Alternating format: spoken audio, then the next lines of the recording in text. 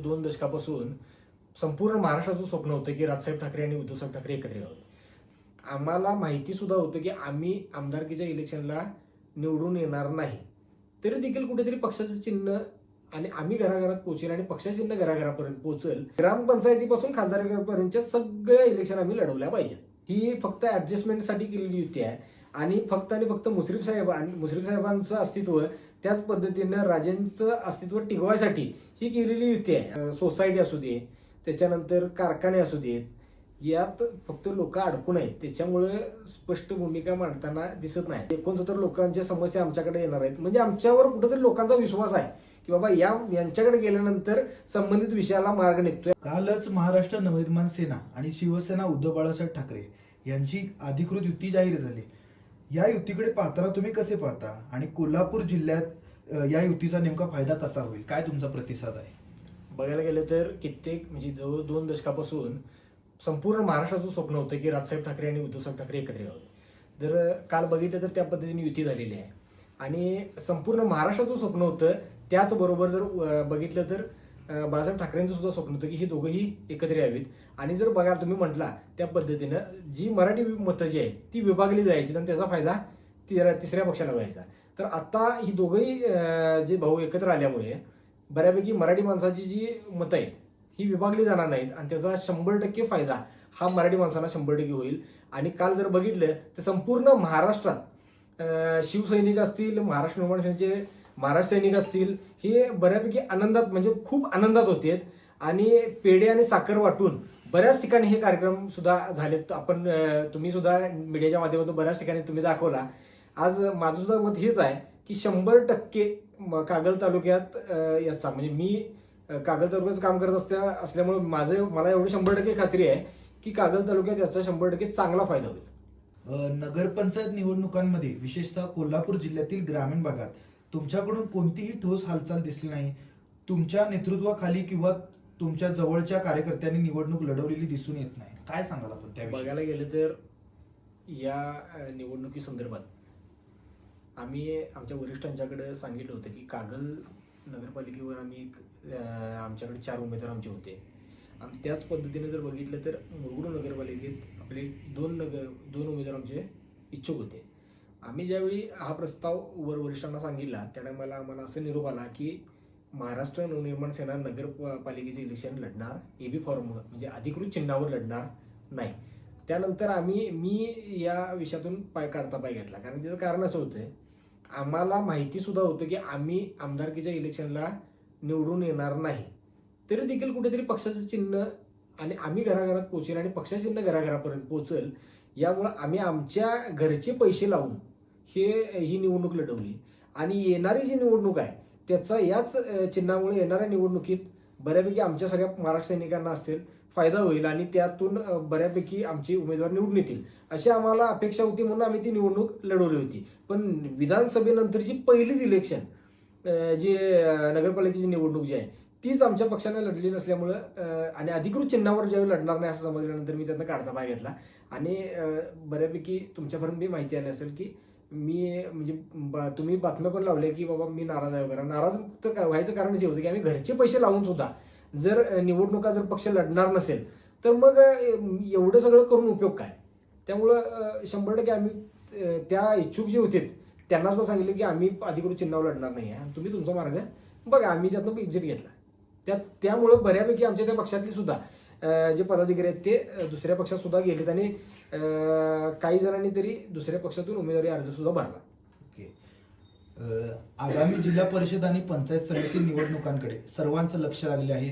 या निवडणुकांसाठी तुमची नेमकी तयारी काय आहे? उमेदवार निवड, संघटन बांधणी असो किंवा ग्रामीण भागातील प्रश्न यावर काही ठोस आराखडा आहे का, की मनसे कोल्हापूर जिल्ह्यात स्वतंत्र ताकदीने निवडणूक लढेल असं वाटतं? मुद्दा असा आहे, कोल्हापूर जिल्हा हा जर बघायला तर आमचे जिल्हाध्यक्ष याचे नेतृत्व करतात, पण माझ्याकडे जर बघायला गेलं तर कागल विधानसभा हे विधानसभेचं क्षेत्रही माझ्याकडे येत आहे. बऱ्यापैकी पंचायत समिती आणि जिल्हा परिषदेच्या परवाच आम्ही एकत्रित भेटलो होतो आमच्या पक्षातील सर्व पदाधिकारी. त्या दरम्यान काही इच्छुक उमेदवार सुद्धा आहेत.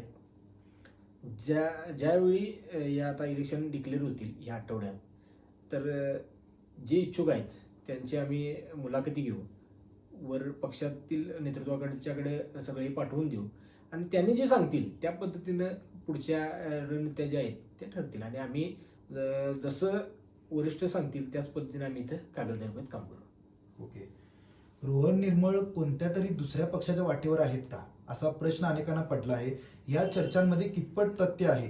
तुम्ही मनसे सोडण्याचा कधी विचार केला होता का? नाही, मध्यंतरी ते मी नगरपालिकेच्या इलेक्शनमध्ये कुठेही दिसलो नाही का नाही, त्याच्यामुळे तो बऱ्यापैकी सोशल मीडियावर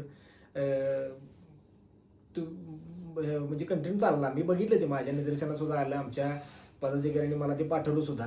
पण विषय हाच होता की माझं असं म्हणणं आहे की आपण निवडणूक लढवायला पाहिजे, कारण की आपण कुठलेही एनजीओ चालवत नाही, आपण एका राजकीय पक्षाचे पदाधिकारी आहोत आणि राजकीय पक्षाचं आपण काम करतो आणि राजकीय पक्षाने प्रत्येक निवडणूक लढली पाहिजे.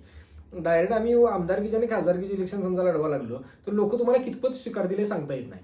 पण जर बघितलं तर आपण स्थानिक स्वराज्य संस्था म्हणजे ग्रामपंचायतीपासून ते खासदारकीपर्यंत या सगळ्या इलेक्शन लढल्या पाहिजेत. निवडणूक हार जीत हा भाग नंतरचा, पण निवडणूक लढणं निवडून कधी देणार आहेत? तुम्ही उभारलात तर निवडून द्या, बरोबर आहे की नाही? लोकांची इच्छा खूप आहे की आमच्याकडे जे काम करतं, आम्ही ज्यांची कामं केली आतापर्यंत त्यांची इच्छा आहे की बाबा तुमचा उमेदवार द्या, आम्ही मतदान करतो. पण शेवटी आम्ही जर उमेदवार नाही दिला तर निवडून कसे येणार? हा पण भाग आहे ना. त्यामुळे माझं स्पष्ट असं म्हणणं आहे की पक्षातील वरिष्ठांच्याकडे सुद्धा मी अशी मागणी केलेली आहे की बाबा आपण अजून सुद्धा लोकांच्या समस्या तरी 100% आम्ही सोडवतोच, पण इलेक्शन म्हणून निवडणूक म्हणून आपण लक्ष देणं फार गरजेचं आहे. म्हणजे ग्रामपंचायतीपासून खासदारकीपर्यंतच्या सगळ्या इलेक्शन आम्ही लढवल्या पाहिजेत. सर, अलीकडे आपण पाहिलं तर हसन मुश्रीफ आणि समीर घाटगे यांची युती जाहीर झाली. मग ही युती मतदारांच्या हितासाठी आहे की केवळ सत्ता केंद्रित राजकारणाचा भाग आहे? यावर तुमची प्रतिक्रिया आहे? आम्हाला काय वाटतं याच्यापेक्षा सगळ्यात महत्वाचं काय माहिती का, त्यांच्या पदाधिकाऱ्यांच्या त्यांना काय वाटते हे सुद्धा कधीतरी एकांतात एकदा चर्चा आहे का? कारण की मी बघितलेलं आहे आमच्या या दोन्ही पक्षाचे पदाधिकारी माझे चांगले मित्र आहेत, त्यामुळे त्यांच्याकडनं सुद्धा आमच्यापर्यंत बऱ्याच बातम्या येतात. ही फक्त ऍडजस्टमेंटसाठी केलेली युती आहे आणि फक्त मुश्रीफ साहेबांचं अस्तित्व त्याच पद्धतीनं राजेंचं अस्तित्व टिकवायसाठी ही केलेली युती आहे असं आम्हाला वाटते. आणि टोकाची म्हणजे जर बघितलं पूर्ण टोकाच्या भूमिका या दोघांच्या होत्या आणि एका रात्रीत असं काय झालं की बाबा लागलीच दुसऱ्या दिवशी युती केली, निवडणुका लढली, परवाशी तरी गुलाला मिट्टी मारून फोटो व्हिडिओ व्हायरल झाले. माझं म्हणणं आहे की बाबा व्हावं त्यांची म्हणजे कायमस्वरूपी त्यांच्या दोघांच्यामध्ये दरार असावी आम्हाला कोणाला वाटत नाही. पण शेवटी काय आहे, भूमिका कुठेतरी थोडी करत जुळली तर तो भाग वेगळा आहे. एकदम सकाळ लागलीच दुसऱ्या मिनिटाला संध्याकाळ झाली असं काय नेमका झालं की बाबा लागलीच अशी युती करायला लागली? कारण की जर बघितलं दोन्ही घरात म्हणजे मुश्रीफ साहेबांच्या सुद्धा घरच्यांना खूप टोकाचा त्रास विरोधी गटाकडनं देण्यात आला होता आणि समजी घाटगेंच्या सुद्धा घराला त्रास म्हणजे मध्ये ते ड्रग्स वगैरे प्रकरण जे झालं त्यात सुद्धा खूप टोकाचा त्रास त्या घरच्यांना झाला होता. आम्हाला भूमिका का वाटली याच्यापेक्षा त्यांच्या घरच्यांना सुद्धा ही युती पटलेली आहे का हा सुद्धा महत्वाचा विषय. शेवटी कसं आहे, परवाच ज्यावेळी मुश्रीफ साहेब कुठंतरी भाषणात बोलले की बाबा निवडणुकीत काहीही करायला लागलं तरी चालेल, निवडून येणं ही महत्वाचं आहे. शेवटी प्रत्येकाची तत्व ही वेगळी असतात, आपल्याला काय त्याच्यात खूप खोलवर काय जायचं नाही आहे. शक्यतो आम्ही आमच्या कामात कधीच ते आडवे आले नाहीत किंवा कधी आम्ही त्यांच्या कामात कुठं आडवं गेलो नाही. पण आता तुम्ही योगायोगाने प्रश्न विचारला तर कागलच्या जनतेला काय वाटते हे कधीतरी तुम्ही एकांतात मागोवा घ्या, तुम्हाला लक्षात येईल. शेवटी आज सोसायटी असू दे, त्याच्यानंतर कारखाने असू देत, यात फक्त लोक अडकून आहेत, त्याच्यामुळे स्पष्ट भूमिका मांडताना दिसत नाहीत. नाहीतर तुम्ही जर बघितला कॅमेरा जर बंद करून ज्यावेळी विचाराल का नाही तुम्हाला दूध का दूध आणि पाणी का पाणी काय आहे ते कळेल. उद्दिष्ट आणि अपेक्षा येत्या सोमवारी तुम्ही जनता दरबार घेणार आहात, तर ह्या जनता दरबारामागे तुमचे मुख्य उद्दिष्ट काय आहे? हा दरबार केवळ समस्यांचे निवेदन ऐकण्यासाठी आहे की त्यावर ठोस कृती होणार आहे? नाही, कसं आहे, जनता दरबार हा जो विषय आहे ह्या घेण्यामागचं कारण फक्त एकच आहे की याच्या आधी एक 15 दिवस जर बघितले तर मी माझ्या व्यावसायिक जीवनातनं मला जास्त जसा पाहिजे तसा वेळ समाजासाठी देता आला नाही. माझ्याकडे त्याच्या अगोदर जर बघितलं म्हणजे आतापर्यंत आपण जे आमच्याकडे फोन येतात किंवा ज्या वेळी आमच्या ऑफिसला माणूस येतोय ते काम आम्ही करून देतोय. आणि आमच्याकडे आलेला माणूस कधीही रिकाम्या मैदान परत गेलेला नाही, त्याला आम्ही न्याय मिळवून दिलायच. दुसरी गोष्ट जर बघायला गेले तर तुम्ही ज्या पद्धतीने म्हटला की बाबा फक्त आणि फक्त तुम्ही ऐकून घेऊन सोडणार आहे का, आम्ही वेळ प्रसंगी अक्षरशः तिथं खळकट्यात सुद्धा करायला लागला तर आम्ही केलाय, पण आमच्याकडे आलेल्या माणसाला आम्ही न्याय मिळवून दिलाय. आणि आमच्याकडनं जे होईल ते आम्ही करू. उद्याच्या सुद्धा जे 29 तारखेला आमचा जनता दरबार होणार आहे, त्यात सुद्धा तुम्हाला खूप मोठ्या प्रमाणात, आता आज मला वाटते कालच आम्ही जाहीर केला, आजपर्यंत 69, मगाशी मी माहिती घेतली, 69 नोंदी आमच्याकडे आल्यात. म्हणजे 69 लोकांच्या समस्या आमच्याकडे येणार आहेत. म्हणजे आमच्यावर कुठेतरी लोकांचा विश्वास आहे की बाबा यांच्याकडे गेल्यानंतर संबंधित विषयाला मार्ग निघतोय आणि आमचं 100% निराकरण होणार आहे आमच्या समस्येचं, हे त्यांना माहिती आहे. त्यामुळे ते आमच्याकडे येत आहेत. त्यामुळे असं काय दाखवायला बिकवायला करायची आम्हाला काय गरज नाही. जे आहे ते तुम्ही वाटल्यास माझं असं स्पष्ट मत आहे, जे ज्यांना असं वाटतंय त्यांनी एकदा यावं जनता दरबारात, काय पद्धतीने न्याय देतो. कारण की बऱ्याच गोष्टी आहेत त्या कॅमेऱ्यावर दाखवू शकत नाही, अशा पण काही गोष्टी आहेत त्या तुम्हाला एकदा ऑफ कॅमेरा तुम्हाला काय पाहिजे ते कळेल, म्हणजे काय बोलतोय कळेल किंवा काय पद्धतीने सांगणं असते कळेल. बाकीच्यांचा विषय वेगळा आणि महाराष्ट्र नवनिर्माण सेनेचा विषय वेगळा. आम्ही 100% न्याय मिळवून देण्यासाठी जे काय करायला लागेल ते आम्ही वेळोवेळी आम्ही करतोय आणि इथून पुढे आम्ही करत राहू. सर, आता स्थानिक स्वराज्य निवडणुका पार पडल्या, तर आपण त्यामध्ये जर पाहिलं तर कागलमध्ये हसन मुश्रीफ आणि समरी घाटगे यांची एकतर्फी सत्ता येताना आपल्याला पाहायला दिसून आली. मग त्याचं मुख्य कारण आपल्याला काय वाटते, काय सांगाल आपण? काय यांनी दोघांनी युती केली, हा जर एक विषय बघितला तर तो खराच आहे. कर्नाटकातील मतदार हे महाराष्ट्रात सुद्धा का नाही नोंदणी केलेले आहेत. उदाहरण तुम्हाला सांगायचं झालं तर कोगनुळी, निप्पाणी, सदलगा, त्यानंतर चिक्कोडी जवळचं आलास म्हणून गाव आहे ते, संकेश्वर, त्याच्यानंतर बघायला तर हत्तरगी, आडी, बेनाडी, त्यानंतर अप्पाचीवाडी, इकडे बघायला तर सौंदलगे, त्यानंतर आपलं मत्तिवडे, ही जी गावं आहेत ह्या गावातली बऱ्यापैकी ही गावं जर बघितली ती सगळी कर्नाटकातली गावं आहेत. तर ह्या गावातले सुद्धा मतदार हे महाराष्ट्रातील मतदार निवडणूक प्रक्रियेत हे मतदार म्हणून आहेत. आणि कर्नाटकचे आणि महाराष्ट्रातील इलेक्शन हे वेगवेगळ्या वेळी होतं. त्यामुळे ह्या कर्नाटकातील मतदारांच्या जीवावर निवडून येणे म्हणजे काय खूप मोठा आहे, तीर मारला आहे अशातला काय भाग नाही. आणि ह्याची सुद्धा हे जर कोणाला पाहिजे असेल तर याची सुद्धा माझ्याकडे पुरावे आहेत, त्यांनी येऊन मला भेटावं, त्याला मी हे सगळं दाखवतो, काय अडचण नाही. आणि त्याच्यामुळे जी सत्ता आली हे काय युती ही गोष्टी झाल्याच. आणि आतापर्यंत 5 टर्म, म्हणजे आता हे काय फक्त कागलचा एकदा विषय असा नव्हता, 5 टर्म मुश्रीफ साहेब आमदार आहेत, बरोबर. तर 5 टर्म निवडून यायचं मागचं खरं जर राज काय तर हेच आहे. कोगनुळी, निप्पाणी म्हणा, त्याच्यानंतर सदलगा, बेनाडी, चिक्कोडी, आलास या गावातली जी काय मतदार आहेत कर्नाटकातील, यांच्या जीवावर आतापर्यंत साहेब आमदार असं म्हणायला सुद्धा काय वावगं ठरणार नाही.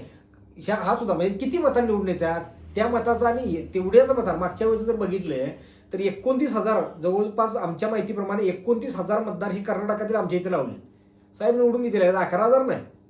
म्हणजे किती मतांना पडले त्याचा विचार तुम्ही करा की आता त्यात आम्ही काय बोलायचं. आता निवडून आल्यानंतर शेवटी लोकांचा कौल म्हणून सगळं स्वीकारलाच पाहिजे, पण त्याच्या मागची पार्श्वभूमी काय ही सुद्धा विचारात घ्यायला पाहिजे. त्यामुळे ते अशा गोष्टी होत राहणार. आणि अशातनं समजा जर गुलाल जर मिळवायचं असेल तर ती शेवटी मिळवणार, त्याला काय भाग नाही. आणि या संदर्भात सुद्धा आम्ही म्हणजे सगळ्याच पक्षांनी, म्हणजे एकच म्हणत नाही, सगळ्या पक्षांनी याच्यावर ठोस भूमिका घ्यायला पाहिजे. आता मध्यंतरी तुम्ही उपनिबंधक कार्यालयासमोर भ्रष्टाचाराच्या मुद्द्यावर उपोषण केले होते. सुरुवातीला या उपोषणाची तीव्रता मोठ्या प्रमाणात दिसत होती, मात्र काही काळानंतर हा विषय कुठेतरी थंडवल्यासारखा वाटला. यामुळे लोकांमध्ये अशी चर्चा सुरू झाली आहे की हा विषय सेटलमेंटच्या माध्यमातून मिटवला गेला. तर तुमचं काय म्हणणं आहे, आम्ही त्याचं गळपड धरून मारा काय प्रतिक्रिया करा? नाही म्हणजे तुम्हाला काय वाटतंय, प्रत्येक वेळी आम्हाला त्या अधिकाऱ्यांनी गळपड धरून मारायचं आणि मग आमच्या गुन्हा दाखल करून घ्यायचं, आमचं कुटुंब उद्ध्वस्त करून घ्यायचं आणि मग तुम्हाला समाधान वाटणार?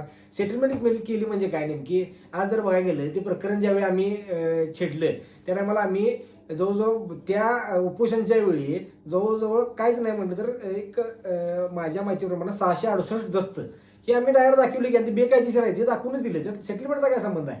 बरं, त्यानंतर संबंधित त्या दुय्यम निबंधकाची बदली झाली.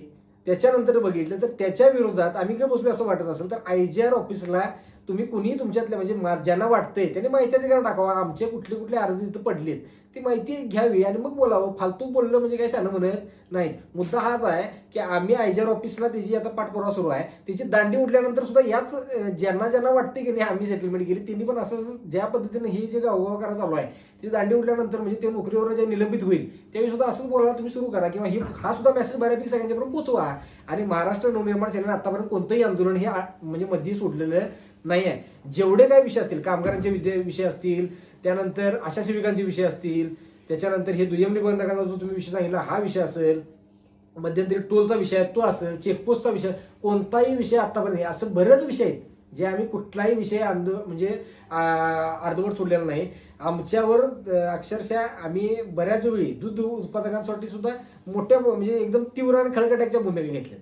त्यात शेवटी आज काय बोलणाऱ्याला किंवा विरोध करणाऱ्याला घरात बसून विरोध करणं ही खूप सोपी गोष्ट आहे.